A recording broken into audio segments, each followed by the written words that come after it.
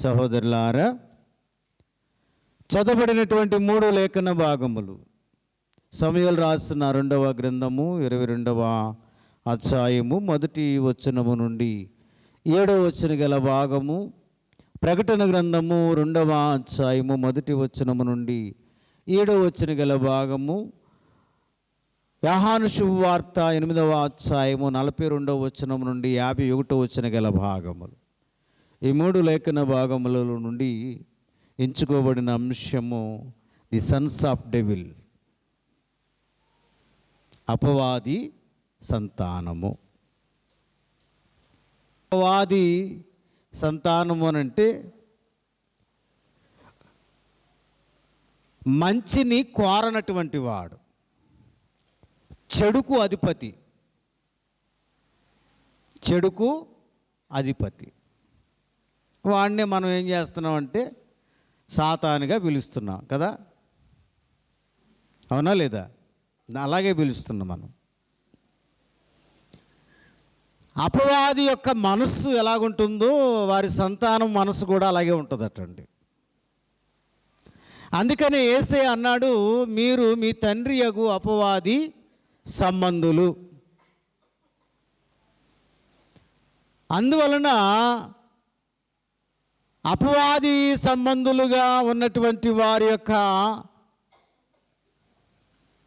Character ఎలాగుంటుందో ఇది నాన్న యేసుక్రీస్తు ప్రభు వారు చెప్తున్నారు. అతని యొక్క జీవిత విధానము, అతని యొక్క నడవడిక, అతని యొక్క ప్రవర్తన ఎలాగుంటుందో అతని సంతానం యొక్క ప్రవర్తన కూడా అలాగే ఉంటుందటండి.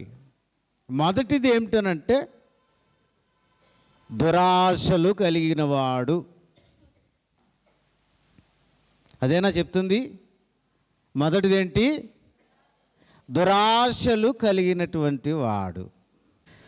దురాశ తనది కానిది కోరుకోవడం, తనది కానిది ఆశించటం, తనది కానిది తీసుకోవడం, తనది కానిది కొరకు ఆలోచన చేయడం, ఇవన్నీ కూడా అపవాది లక్షణాలే. ఈ దురాశ అనేది అపవాది సంబంధమైన లక్షణము. ఈ దురాశ కలిగిన వాళ్ళందరూ కూడా ఎవరి సంతానం? ఇప్పుడు ఏమా? అపవాది సంతానం. దేవుడిచ్చిన దాంతో తృప్తి పడకుండా, దేవుడిచ్చిన దానితో సంతోషపడకుండా, దేవుడిచ్చిన దానితో హాయిగా జీవించకుండా, లేని దాని కొరకు, తనది కాని దాని కొరకు ప్రాకులాడి జీవించేవారందరూ కూడా అపవాది సంతానమే. అవ తప్ప, అపవాది తప్ప ఎవరు తప్పు చెప్పండి? అవది తప్ప, అపవాది తప్ప. సర్పాన్ని తప్ప, అవ్వ తప్ప. అవదే తప్పు, అవదే తప్పు. చూడండి, ఇక్కడ ఆ తోటలో ఉన్న సకల ఫలాలను నువ్వు హాయిగా అనుభవించవద్దు, అది నీది కాదు, నువ్వు తినకూడదు అని చెప్పాడు ఆయన. అది నువ్వు తినకూడదు, అది నీకు సంబంధించింది కాదని చెప్పాడు. ఒక గిలి కదా, అందరిలో ఉంటుంది. ఎందుకు తినొద్దు అన్నాడంట ఆయన? అందులో ఏదో విషయం ఉండి ఉంటుంది, అవునా? గిలి, ఆ గిలి ఏం చేస్తుందంటే గిల్లి గిల్లి గిల్లి చివరికి పుండు అయ్యేటట్టు చేస్తుంది. అయిపోయిందా లేదా పుండు? గిల్లి గిల్లి గిల్లి గిల్లి ఏమైంది?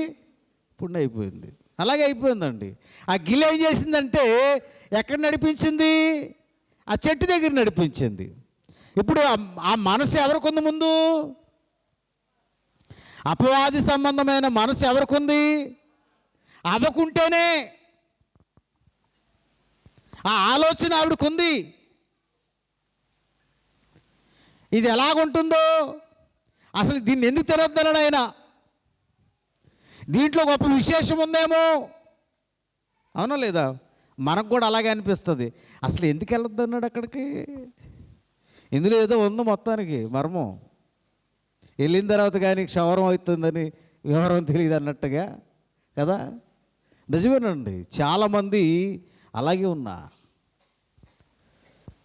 ఆమెకి ఆలోచన ఉంది, ఆ మనసులో అది తినాలనే ఆలోచన ఉంది. ఆ మనసు వచ్చింది, అపవాది సంబంధమైన ఆ మనసు ఆవిడ కలిగింది కనుకనే అక్కడికి వెళ్ళింది. లేకపోతే ఎందుకు వెళ్తుంది అక్కడికి? తింది, పాపములో పడ్డది. కాబట్టి ప్రియా సహోదరి సహోదరులారా, ఈ దురాశ, ఇది ఏ ఆశ? దురాశ పడ్డది. తనది కాని దాని కొరకు ప్రాకులాడి ఏం తెచ్చుకుంది? శాపాన్ని తెచ్చుకుంది, పాపాన్ని తెచ్చుకుంది, మరణాన్ని తెచ్చుకుంది. అంతటితో తాగిందానంటే ఆయన కూడా తీసుకెళ్ళింది కూడా, ఈవిడ వెళ్ళకుండా కదా. అవునా లేదండి? జాగ్రత్త సుమా. ఒకవేళ నువ్వు అలా ఉన్నావేమో, అలా ఉంటే గనక నీ ఎవరి సంబంధివి? ఇప్పుడు అపవాది సంబంధివి. అపవాది ఎలాగైనా మనం అవకాశం ఇస్తే పడగొట్టాలని ప్రయత్నము చేస్తుంది. దురాశలకు లోను చేస్తుంది మనల్ని, ఆశలు కొల్పిస్తుంది మనల్ని. ఏసే అవకాశం ఇచ్చాడా? ఏసే అవకాశం ఇవ్వలేదండి, ఇవ్వలా. ఏసైను కూడా ఇది ఆశ కొల్పించింది, దురాశలు లోను చేయాలని ప్రయత్నం చేసింది. ఈ రాళ్ళను రొట్టులు చేసుకుని తినమంది ఆకలి కొంటే, ఎత్తైన శిఖరాన్ని తీసుకుని వెళ్ళి నువ్వు కిందకు దూకితే గనక నీ పాదములకు కాళ్ళు రాయి తాగకుండా పట్టుకుంటానన్నాడు కదా. ఒకవేళ దూకు నువ్వు. ఇంకా చివరికి ఏం చూపించింది? ఏమ్మా, ఎత్తైన కొండ దగ్గరికి తీసుకెళ్ళి లోకం చూపించుతుందండి. ఎక్కడ పడకపోయినా ఎక్కడ పడిపోతాం మనం, అవునా లేదండి? లోకములో ఉన్నదంతా ఏమిటి? శరీరాశ, నేత్రాశ, ఇక్కడ పడిపోతాం. ఆ మనసు మనకుంది, అపవాది సంబంధమైన మనసు మనకుంది కనుకనే మనం అనేక విషయాల్లో పడిపోతున్నాం. మొదటిది దురాశలు కలిగి ఉంటుంది. రెండవది నరహంతకుడు. నరహంతకుడు అంటే ఏంటి? ఏమ్మా, ఇదేమన్నా కత్తులతో పొడవా? మాటలు తోటలు ఏదండి, మాటలు ఎలాగ వస్తాయంట? తోటల్లాగా వస్తాయంట. ఆ తోటలు ఏమవుతా నేరుగా గుచ్చుకుంటే చచ్చిపోవాలరా అనిపిస్తుందట. నిజమేనండి, నిజమే. చాలామంది మాటలతో చంపేస్తారు, మాటలతో చంపేస్తారు. నిజంగానే దైవ గ్రంథంలో కూడా ఆ మాటలు ఎలాగుంటాయనంటే మనల్ని ప్రేరేపిస్తాయి, మరణానికి, చావుకు మనల్ని ప్రేరేపిస్తాడు. నిజంగానే. ఉదాహరణకు యోబు భార్య ఏమంటుంది? ఎందుకయ్యా నువ్వు సత్యమును విడవకున్నావు? అదేనా చెప్పింది.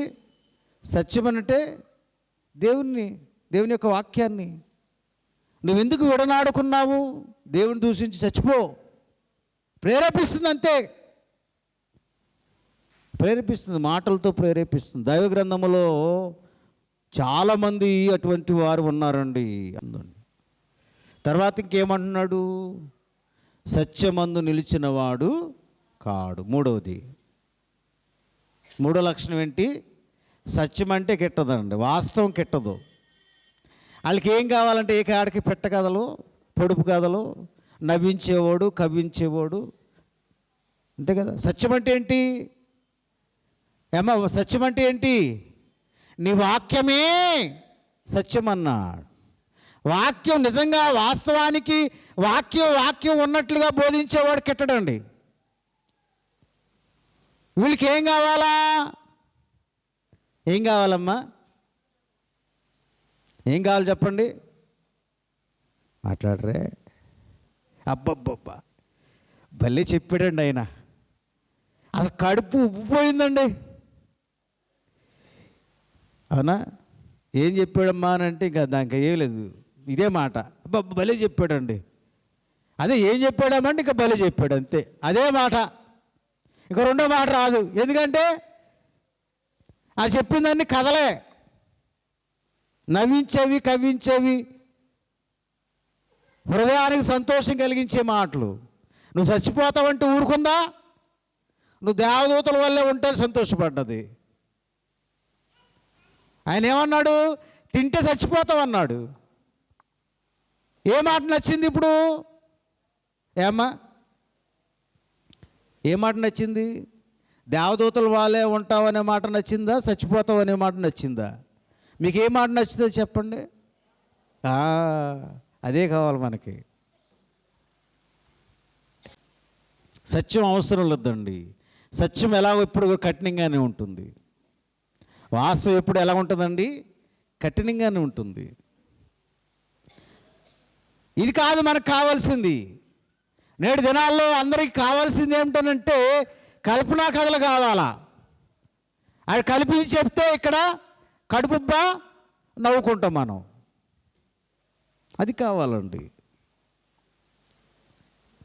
నాలుగవది, హీజ్ ఎ లయర్. ఎవరటండి? అబద్ధమాడువాడు. ఇప్పుడు చెప్పాలి మనం. అబద్ధమాడతాడు. ఎలాగాడతాడంట? అబద్ధమాడినప్పుడు తన స్వభావమును బట్టియే, అంటే వ్యక్తులను బట్టి, పరిస్థితులను బట్టి, సమయాలను బట్టి మాటలు మారిపోతూ ఉంటాయి. అది అబద్ధం. చిన్నదైనా పెద్దదైనా అబద్ధమేనండి. మీ పిల్లలు ఏదైనా అడిగారు అనుకోండి, అది ఉన్నప్పుడు కూడా మీరేమంటారు? లేదు అని చెప్తారు. ఇంకా అయిపోయాయి. ఎక్కడో పెద్ద పెద్ద డేరాలు, ఘోరాలు, చీకర్లు అపవాది సంతానంగా ఉండడానికి ఈ చిన్న అబద్ధమే అపవాది సంతానానికి మూలం అనే విషయాన్ని జ్ఞాపం చేస్తున్నా. దయచేసి మీరు అనొద్దు అలాగా. నీ మాట అవునంటే అవును, లేదు ఉన్నది లేదు అనే మాట అనొద్దు. మరి దేవుని సంతానం ఎవరండి? మేమందరూ అపవాది సంతానం అయితే దేవుని సంతానం ఎవరు? ఆ డౌట్ రాలేదు మీకు? ఏమ్మా రాలేదా? ఏమన్నాడు అక్కడ? నా వారు నా మాట వింటారు. అదేనా మాట్లాడింది? అక్కడ చదవండి ఒకసారి. దేవుని సంబంధమైన వాడు దేవుని మాట మాత్రమే వింటాడు, ఇంకెవ్వరు మాట వినండి. దేవుడు ఏదైతే చేయమన్నాడో అదే చేస్తాడు. ఒక్క మాటలో చెప్పాలంటే దేవుని సంబంధి, దేవుడు కలిగినటువంటి ఆ మనస్సు, యేసు కలిగిన ఆ మనస్సు కలిగి ఉంటాడు అంతే. ప్రేమిస్తాడు, కనికరిస్తాడు, దయ చూపుతాడు కదా. ఇవాళ సంఘంతో అంటున్నాడు, అన్నీ బాగానే ఉన్నాయి, అన్నీ బాగానే ఉన్నాయి, అయితే నీ మీద ఒక తప్పు ఒకటి మోపబోతున్నాను. అదేమిటనంటే మొదట నీకున్న ప్రేమ ఇప్పుడు లేదు. అదేనా వాళ్ళు చదవబడిన పత్రిక పాఠ్య భాగము ప్రకటన గ్రంథము 2వ అధ్యాయములో, ఆయనను మొదట నీకుండిన ప్రేమ నీవు వదిలితివని నీ మీద తప్పు ఒకటి మోపబోవచ్చు ఉన్నాను. అది దేవుని సంతానమైతే గనక దేవుడు ఏ విధంగా ప్రేమించాడో అలాగే ప్రేమిస్తాము. దేవుడు ఎలా క్షమించాడో అలా క్షమిస్తాము. దేవుడు ఎలా దయ చూపించాడో అలాగే చూపిస్తాము. దేవుడు ఎలా కనికరించాడో అలాగే కనికరిస్తాము. దేవుడు ఎలా సహాయం చేశాడో అలాగే సహాయము చేస్తాం. ఎలా చేశాడు? ఏమ్మా, శత్రువులను ప్రేమించాడు ఆయన. చేయాలి. నిస్సహాయ పరిస్థితులు ఉన్నారు, సహాయము చేశాడు. క్షమించాడు. తండ్రి వీరేమి చేయుచున్నారు వీరు ఎరుగరు గనక క్షమించాడు, సహించాడు, భరించాడు, వహించాడు. ఇది ఆ మనసు. దేవుని సంబంధి అయినటువంటి వాడు, దేవుని సంతానమైనటువంటి వాడు ఇటువంటి మనసు కలిగి ఉంటాడండి. మరి నువ్వే మనసు కలిగి ఉన్నావు? నిన్ను పరిశీలన చేసుకో. అందుకని అంటున్నాడు, నువ్వు ఏ స్థితిలో నుండి పడిపోతావో, అదేనా పత్రిక పాఠ్యభాగంలో చెప్తున్నాడు. నువ్వు ఏ స్థితిలో నుండి పడిపోతావో నువ్వు జ్ఞాపకము చేసుకుని మారు మనసు పొంది ఆ మొదటి క్రియలు నువ్వు చేయి. ఏ క్రియలు? మొదట నువ్వే క్రియలు కలిగి ఉన్నావో, దేవుని ఎరిగినప్పుడు, దేవుని గుర్తించినప్పుడు, దేవుల్లో జీవించినప్పుడు, దేవుల్లో నడిచినప్పుడు నువ్వు ఎటువంటి క్రియలు కలిగి ఉన్నావో అవి జ్ఞాపకం చేసుకో. దాని ప్రకారం నువ్వు జీవించు. లేకపోతే గనక నీ దీపస్తంభాన్ని నేను తీసేస్తా. అదేగా చెప్పింది. నువ్వు మారు మనసు పొందితే సరి, లేని ఎడల నేను నీ వద్దకు వచ్చి నీ దీపస్తంభమును తీసేస్తాను. అయిపోయింది. కేల్కతం దుకాణం బంద్, అంతే. అక్కడితో అయిపోద్ది. ఇంకా ఒక్కసారి నువ్వు పరిశీలన చేసుకోమంటున్నాడు. ఒక్కసారి నిన్ను ఆత్మ పరిశీలన చేసుకోమని. నేను ఎలా జీవిస్తున్నాను? నేను అపవాది సంబంధమైన జీవితం నాలో ఉన్నదా? దేవుని సంబంధమైన జీవితం నాలో ఉన్నదా? దేవుని కుమారుడిగా ఉన్నానా? అపవాది కుమారుడిగా ఉన్నానా లేదా అన్నది పరిశీలన చేసుకోమని ఒక్కసారి సమయం దేవుడు మనకి ఇచ్చాడు. ఇప్పుడు సమయం మించిపోతే గనుక, సమయం దాటిపోతే గనుక చేయగలిగింది ఏమీ లేదండి. అపవాది సంబంధమైన వారు ఎక్కడుంటారట? అపవాదియును, ఆ అబద్ధ ప్రవక్తయును, దాన్ని వెంబడించిన వాడును మండుచున్న అగ్నిగుండంలో ప్రకటన గ్రంథంలో మాట్లాడుతాడు. 19వ అధ్యాయంలో చదవండమ్మా. అప్పుడు ఆ మృగమును దాని ఎదుట సూచక్రియలు చేసిన వాడును, దాని ముద్ర వేయించుకున్న వారును, ఆ మృగ ప్రతిమకు నమస్కరించిన వారును, మోసపరిచిన అబద్ధ ప్రవక్తయు పట్టబడి వీరిద్దరును. ఇద్దరంటే ఎవరు? మోసపోయినోడు, మోసపుచ్చున్నాడు. ఇద్దరు కూడా ఆ గంధకములతో మండు నిండుగుండములో ప్రాణముతోనే పారవేయబడతారు. జాగ్రత్త సుమా. విధానాన్న దేవుడు నిన్ను నన్ను హెచ్చరిక చేస్తున్నాడు. నువ్వు ఎలా జీవిస్తున్నావు? నువ్వు ఎలా ప్రవర్తిస్తున్నావు? ఎలా నడుచుకుంటున్నావు? ఎటువంటి పనులు చేస్తున్నావు? ఏ విధంగా ఆలోచన చేస్తున్నావు? అపవాది సంబంధమైనదా? ఆత్మ సంబంధమైనదా? అపవాది సంబంధమైనదైతే గనక నీ మనస్సు శిక్షకు అర్హుడవు. దేవుని సంబంధమైన మనస్సు అయితే గనక నిత్య జీవానికి అర్హుడవు. ఏది కావాలో కోరుకో అంటున్నాడు. నువ్వు జయించగలిగితే గనక, ఈ అపవాది సంబంధమైన మనస్సును నువ్వు జయించగలిగితే గనక, జయించు వానికి చెప్తున్నాడు కదా ప్రకటన గ్రంథము 2వ అధ్యాయం 7వ వచనం అంటున్నాడు, జయించు వానికి. ఎక్కడటండి? దేవుని పరదేశులో ఉన్న జీవ వృక్ష ఫలములను. అది నువ్వు జయించగలిగితే కనుక, ఈ మనసును నువ్వు జయించగలిగితే కనుక నువ్వు ధన్యుడివేనండి. ఆ జీవవృక్ష ఫలాలు నువ్వు అనుభవించడానికి అవకాశం ఉంది. ఆత్మ చెప్పు సంగతులు చెవిగలవాడు ఆ రీతిగా జీవించడానికి పరిశుద్ధ ఆత్మదేవుడు సహాయం చేసి నడిపించునుగాక. ఆమేన్.